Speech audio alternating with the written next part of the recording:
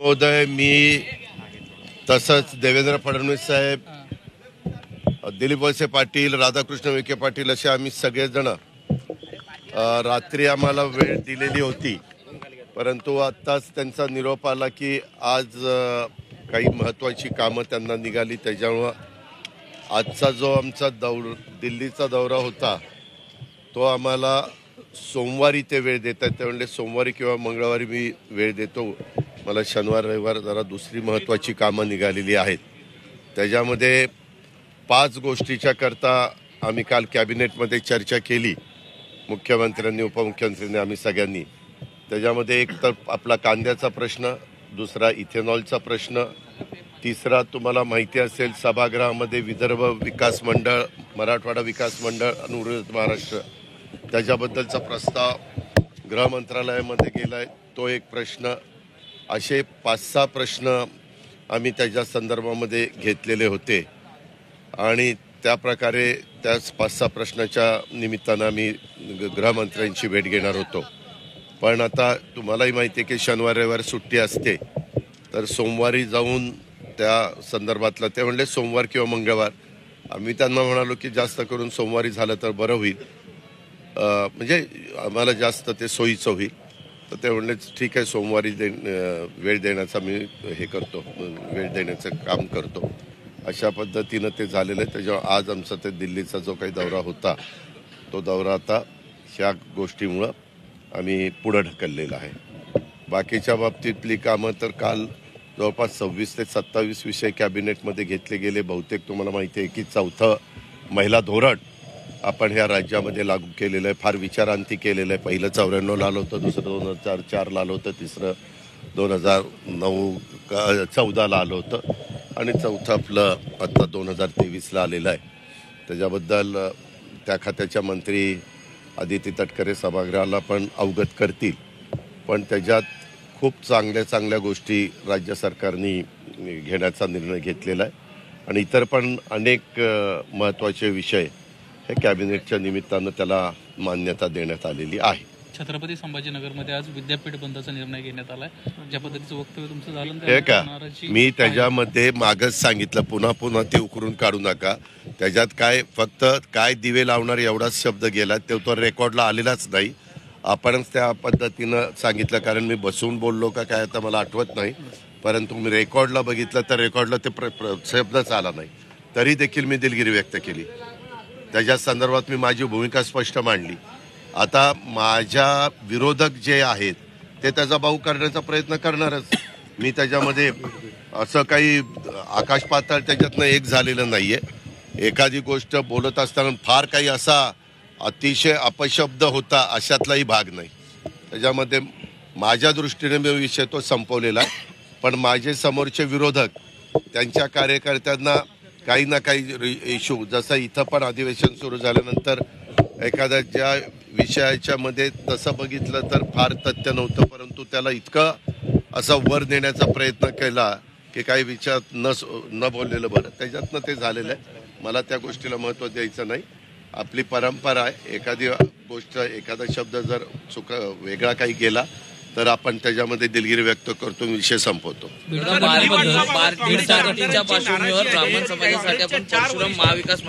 काल तशा प्रकारे मुख्यमंत्र्यांनी 4-5 बैठका ज्या महत्त्वाच्या घेतल्या, एक धनगर समाजाच्या संदर्भामध्ये झाली, आपण म्हणताय त्या एक घटकाच्या करता झाली, दुधाच्या संदर्भामध्ये, अशा अनेक प्रकारच्या मीटिंग मुख्यमंत्री महोदयांनी घेतलेल्या होत्या आणि त्याच्यामध्ये बहुतेक निर्णय त्यांनी सकारात्मक घेऊन चीफ सेक्रेटरीला सूचना दिलेल्या आहेत. याच्याहीबद्दल काल संप सकाळी सुरू झाला होता, त्याही बद्दल मुख्यमंत्र्यांनी स्वतः काही त्यांना शब्द दिला आणि त्याच्यातनं कालचाही संप मिटला.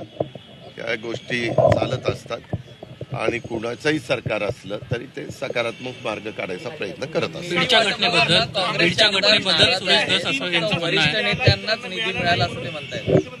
नाही, त्यांनी कुणाचा काय करायचं तो त्यांचा अधिकार आहे.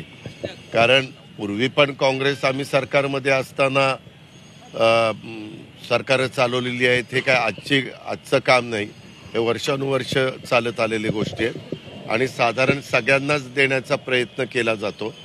आता कोण काही चुकून राहिलं असेल तर माहिती नाही, कारण राज्यकर्त्यांना संपूर्ण राज्य डोळ्यासमोर ठेवून हॅमची कामं असतील किंवा इतर PWDची कामं असतील, ग्रामविकासची कामं असतील, नगरविकासची कामं असतील, जे जे सामाजिक न्याय विभाग असेल, अल्पसंख्याक विभाग असेल, ज्या विभागाच्या निमित्तानं तिथल्या जनतेला विकासाच्या दृष्टिकोनातनं निधी द्यावा लागतो, तो निधी देण्याचं काम सरकार म्हणून आम्ही केलेलं आहे. एकीकडे ओरड अशी येते की यांनी 55,520 कोटीच्या पुरवणी मागण्या दिल्या. मी त्याच्याबद्दल पण सुतोवाची विधान परिषदेमध्ये त्या ठिकाणी केलं किंवा हेही कारणं त्याच्यामध्ये होती आणि त्याच्यामुळे 55,520 कोटीचं पुरवणी मागण्या सादर कराव्या लागल्या. आणि वर्षाच्या शेवटच्या अखेरीस म्हणजे इयर एंडिंगला त्याच्यामध्ये राज्य सरकारचे जे सेंट्रलनी घालून दिलेले जे काही नॉर्म्स आहेत त्या नॉर्म्सच्या बाहेर कुठंही न जाता जेवढी आर्थिक शिस्त त्याच्यामध्ये ठेवता येईल तो प्रयत्न सरकार म्हणून आम्ही सगळे करू. अर्थमंत्री म्हणून मी पण त्यात बारकाईने. बीडच्या घटनेबद्दल बोलताना सुरेश दस यांचं असं म्हणणं आहे की तिथं मास्टरही नव्हता कोणी आणि माइंडही नव्हता. 18 ते 21 वर्षाच्या तरुणांना एकत्रित येऊन हे सगळा त्या संदर्भात CCTV कॅमेऱ्यामध्ये फोटो आलेले आहेत. ते तपास पोलीस खातं करतंय. त्यांना घेतल्यानंतर जसं परवा तुम्हाला माहिती आहे लोकसभेमध्ये झाल्यानंतर त्यांना पकडल्यानंतर त्याच्या पाठीमागं त्यांचं काय कल्पना होती, किती दिवसांचा प्रयत्न चाललेला होता, या सगळ्या गोष्टी पुढे येतात. तशा प्रकारे बीडच्याही बाबतीमध्ये चौकशी चालू आहे. माझं स्वतः गृहमंत्र्यांशी पण बोलणं झालेलं आहे किंवा ह्याच्यात कुठल्याही प्रकारे काय नक्की घडलेलं आहे, कुणामुळं हा एवढा उद्रेक झालेला आहे. ठराविकच घरं डोळ्यासमोर ठेवून, ठराविकच हॉटेल डोळ्यासमोर ठेवून, पक्षाचे कार्यालय डोळ्यासमोर ठेवून हे करण्यात आलेलं आहे. हे नक्की कुणाचा मास्टर माइंड आहे. आता प्रत्येकाची वेगवेगळी मतं पत्रकार मित्रांनो असू शकतात. तुम्ही पण थोडंसं एक प्रश्न विचारायला माझी विनंती आहे, तो तुमचा अधिकार आहे. परंतु हा असं म्हणला हे त्याच्याबद्दल तुमचं काय म्हणणं आहे, ते तसं म्हणला. आता दुनिया आहे, प्रत्येकजण कोण कोण काय काय बोलणार. त्यातल्या त्यात जे महत्त्वाचे लोक आहेत की ज्यांच्या बोलण्यानी एक लोक चर्चा करतात किंवा तुम्हाला पण डोक्यामध्ये संभ्रम निर्माण होतो, तेवढ्या पुरतं उत्तर दिलं तर ठीक आहे. बाकीचं काय, ह्यांनी ते विचारलं त्यांनी ते त्या सोब्याने ते विचारलं त्या गोव्याने ते विचारलं, त्याला काय. अवकाळी पावसामुळे नुकसानग्रस्त शेतकऱ्यांसाठी काय विशेष पॅकेज जाहीर करणार? विशेष पॅकेज राज्याचे प्रमुख हे अधिवेशन संपायच्या आत 100% महायुतीच्या सरकारच्या वतीनं जाहीर करणार आहेत. तशा पद्धतीनं प्लॅनिंग ठरलेलं आहे आणि त्याच्या अजून काही माहिती मागवण्याचं पण काम चाललेलं आहे. आणि मला विश्वास आहे की हे सर्वसामान्यांचं सरकार आहे. शेतकरी केंद्रबिंदू मानून ह्याच्यामध्ये एक मदत करण्याची भूमिका सरकारची राहणार आहे आणि ते जाहीर केल्यानंतर ते आपल्यालाही सगळ्यांना पाहायला मिळेल. पंचनामे काही ठिकाणी राहिलेले होते, ते पंचनामे पण करण्याच्या सूचना मध्येच आम्ही सगळ्या जिल्हाधिकाऱ्यांची VC घेतली आणि नंतर चीफ सेक्रेटरीला पण सांगितलं की तुम्ही पण त्यांना सांगा. काही भागात माझ्याकडे तक्रार आली होती, अकोल्यामध्ये पंचनामे काही ठिकाणी करायचे राहिले. मी लगेच कलेक्टरला फोन केला. कलेक्टर म्हणले हो काही भागामध्ये आमचे राहिलेले होते पण आमचं काम आता चाललेलं आहे. त्यांना ठराविक वेळ दिलेला आहे, त्या वेळेत ते पंचनामे होऊन त्यांच्याकडे हे जिल्हाधिकाऱ्याकडनं विभागीय आयुक्ताकडनं आपल्या इथं आता मंत्रालय इकडं हे आल्यामुळं इकडे येतील. संप मागे घेतला आहे, मात्र या योजनेमुळे साधारणतः तिजोरीवर किती भार पडेल, वित्त विभागाला ते सोसणार आहे. ज्या वेळेस निर्णय होईल, निर्णय मुख्यमंत्र्यांनी काय सांगितलं, जी समिती नेमलेली होती सुबोध कुमार, सुधीर श्रीवास्तव, बक्षी यांचा जो अहवाल आलेला आहे, समितीनं जो दिलेला आहे त्याच्याबद्दल आता कामगार नेते काही बसणार आहेत, आपले अधिकारी बसणार आहेत, तर ते चर्चा करून त्याच्यामध्ये मुख्यमंत्र्यांच्या समोर ह्या सगळ्या गोष्टी आणतील आणि त्याच्यानंतर मुख्यमंत्री त्याबद्दलचा निर्णय घेतील. शेवटी निर्णय घेत असताना आपण जो प्रश्न विचारलाय त्याचा सगळा साधक बाधक विचार करूनच निर्णय घ्यावा लागणार आहे. ही त्रिवार सत्य आहे आणि वेगवेगळ्या लोकांची त्याच्याबद्दल वेगवेगळी मतं आहेत.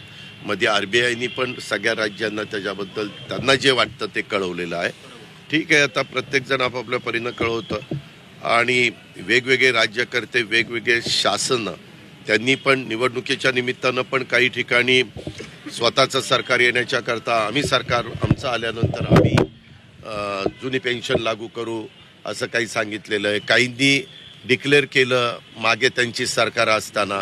मी ती पण माहिती मागवण्याचा प्रयत्न केला की काय नक्की केले, जुनी पेन्शन म्हणजे कशा पद्धतीनं त्यांनी दिलेली, परंतु तशा प्रकारचे कुठलेही आमच्याकडे, कारण काय झाले ते 2032 पासून ते लागू म्हणजे द्यायला सुरुवात होणार आहे. त्याच्यामुळं तिथं काही असं ठोस आम्हाला काही पाहायला मिळालेलं नाही. तरी देखील आम्ही परवा ती जी काही समिती नेमलेली आहे त्यांना सांगितलं की तुम्ही पण देशामध्ये जी काही राज्य आहेत आणि त्यांनी जाहीर केलेले आहेत त्याचा पण काय साधारण काय विचार त्यांनी केलेला आहे तो पण आम्हाला सांगण्याचा प्रयत्न करा. आयोगातील सदस्यांसोबत तुमचं काही बोलणं झालं का? माझं कुणाशीही बोलणं झालेलं नाही. मी प्रयत्न करतोय, परंतु मला इथंच सभागृहामध्ये सकाळी इतके व्हिजिटर्स असतात आणि नंतर सभागृहाचं कामकाज सुरू झाल्यानंतर, आता काल पण आमची कॅबिनेट होती, रात्री उशिरापर्यंत कॅबिनेट चालली, पण मी माझ्या आता आज अधिवेशन संपेल, आज आम्ही संध्याकाळी दिल्लीला जाणार होतो, त्याच्यामुळे मी आज किंवा उद्या त्यांच्याशी बोलण्याचा प्रयत्न करीन.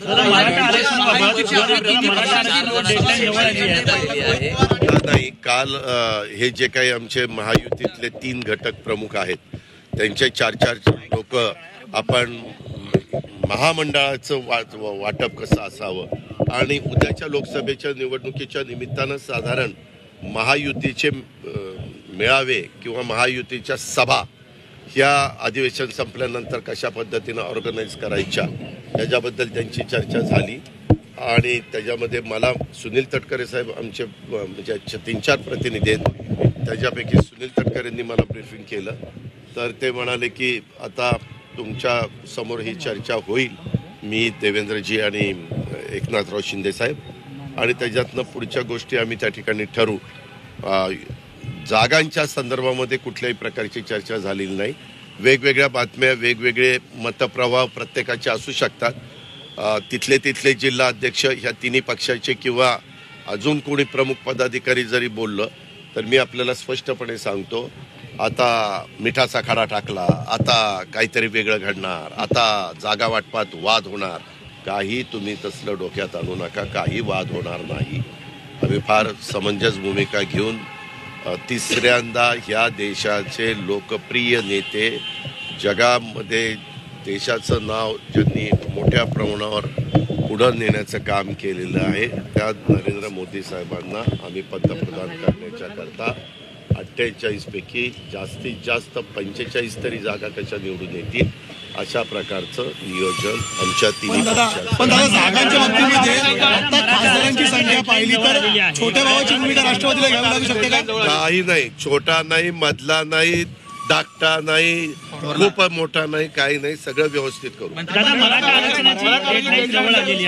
मराठा आरक्षणाची डेडलाईन जवळ आलेली आहे, चर्चा सभागृहात आहे, कधी भूमिका मांडणार आहे? चर्चा नेहमी कुठल्याही गोष्टीची चर्चा हे थांबवायची नसते. चर्चेतनं नवीन गोष्टी पुढे येत असतात आणि स्वतः राज्याच्या प्रमुखांनी दसऱ्याच्या शुभमुहूर्तावर मुंबईसारख्या आर्थिक राजधानीमध्ये छत्रपती शिवाजी महाराजांची शपथ घेऊन सांगितलेलं आहे, तुम्ही काळजी करू कुणाला मिळणार आहे.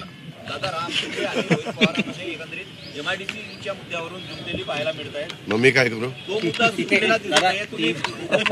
का राम शिंदे साहेब सांगतील तशा पद्धतीने तो मुद्दा सुटेल.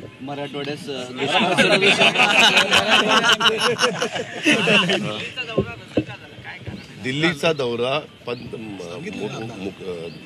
अमित शहा साहेबांना अतिशय ते देशाचं महत्वाची भूमिका त्यांना सगळी बजावावी लागती. त्याच्याकरता आज म्हणजे आम्ही गेल्यानंतर सुट्टी, शनिवार रविवार सुट्टी आहे.